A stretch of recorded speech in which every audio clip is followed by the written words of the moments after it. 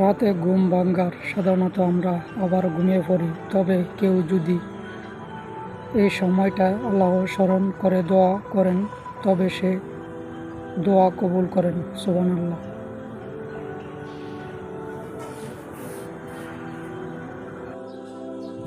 আমি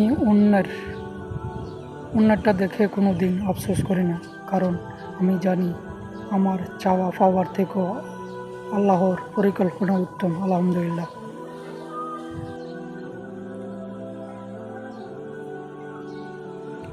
আজ হয়তো আমার কিছু নেই, কিন্তু আমি আমার একমাত্র আল্লাহকে বিশ্বাস করি। তিনি আমাকে একদিন অনেক কিছু দিবেন ইনশাল্লাহ। যা কিছু হারিয়েছি তার জন্য কষ্ট পেও না, তুমি তা আবার ফিরে পাবে আরেক রূপে ইনশাল্লাহ। এবং এমন এক দিনের অপেক্ষা আছি যেদিন খুশি হয়ে কেঁদে দিয়ে বলবো, ইয়া রব, আপনাকে বিশ্বাস করে আমি ঠকিনি। আমি যা চেয়েছি আপনি তা আমাকে দিয়েছেন। আলহামদুলিল্লাহ।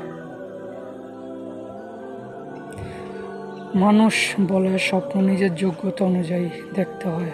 আল্লাহ বলেন, তুমি স্বপ্ন দেখো এবং সেই অনুযায়ী চেষ্টা করে যাও, পূর্ণ করার দায়িত্ব আমার। সুবহানাল্লাহ। ভেঙে পড়ো না, নিরাশ হও না, আল্লাহর সাহায্য আসবে, এটা আল্লাহর ওয়াদা। জেনে রেখো, আল্লাহর সাহায্য অতি নিকট।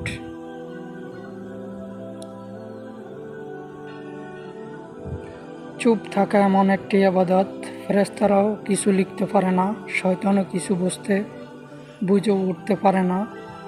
হৃদয় ভেঙে চুরমার হয়ে যায়, আল্লাহ ছাড়া সেটা কেউ বুঝতে পারে না।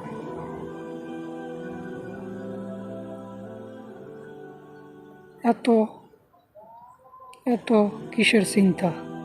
যিনি জীবন দিয়েছেন তিনি সব কিছু ভেবে রেখেছেন। খারাপ সময় বদলে ভালো সময় আসবে ইনশাল্লাহ।